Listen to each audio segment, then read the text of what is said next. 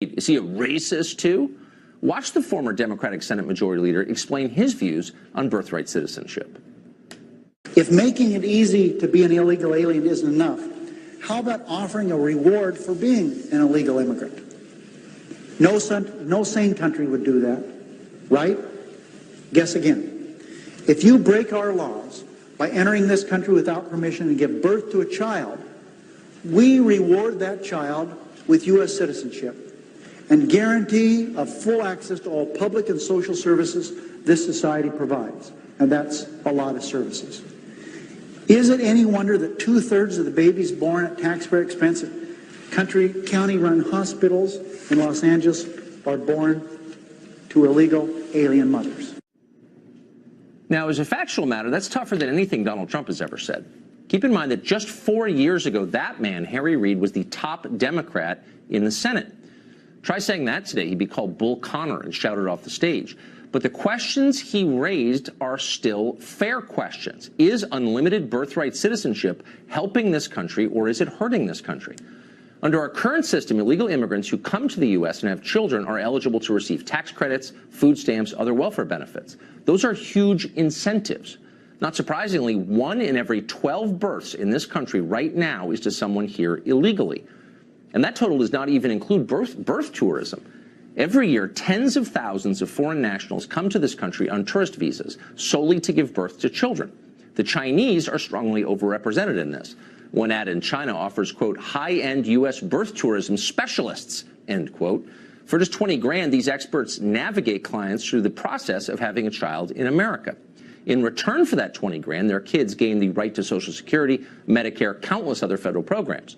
If they come back to the U.S. for college, they get in-state tuition, federally backed student loans, financial aid, all the benefits that ought to be going to actual Americans who are drowning in college debt.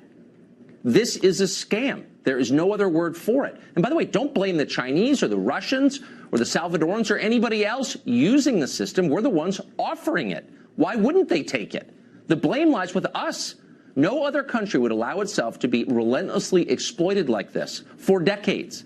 And no other leadership class would side with foreigners over its own people. And yet ours does every time. And that tells you everything. Michael Anton is a former senior national security official in the Trump administration, a lecturer at Hillsdale College, and probably the first person in this generation to raise the question of whether birthright citizenship is indeed constitutional. Thank you very much, Michael Anton. You wrote this piece that I think began this current conversation this past July. And people were stunned to find out that this was not a settled matter. Most people believe this is etched on the bottom of the Statue of Liberty, but it's not. Right. And I do want to give credit where credit's due to people that I learned these arguments from. John Eastman is a constitutional scholar and lawyer, litigator. He litigates constitutional questions. And Edward Erler, who's a student of the American founding and the Civil War era, who's done really the scholarly work on this. I learned this argument from them. They're two of my teachers.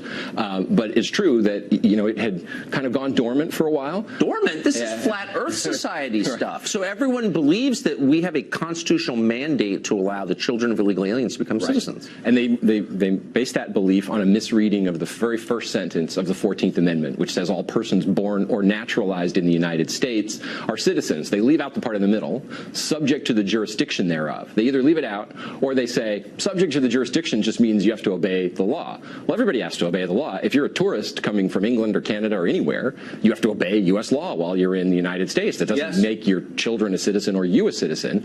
Subject to the jurisdiction meant something specific to the people who wrote the amendment. We know this because they said it. You read the debates over the amendment. They said it means that you don't owe allegiance to any foreign power, to anyone else. You're subject to the complete jurisdiction of the United States, which means you're not a citizen of another country.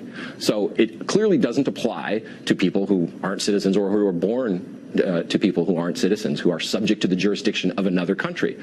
The Constitution is clear on that point. There's no statute that says otherwise. But decades ago, the executive branch agencies of the federal government just decided to apply this principle as if, well, we owe everyone birthright citizenship. Now, why do they do that? Why do bureaucracies typically, in our country anyway, typically act without authority? Usually it's to serve the interests of liberalism. When the administrative state starts doing something that it's not authorized to do and that no one has ever told it to do, you can bet it's not doing so for conservative reasons or for reasons that benefit American citizens. It's doing so for reasons that benefit liberalism. And that's what happened in this case. So you're hearing the argument now from the usual chorus of dumb people that this, like everything that they don't like, is racist. Right.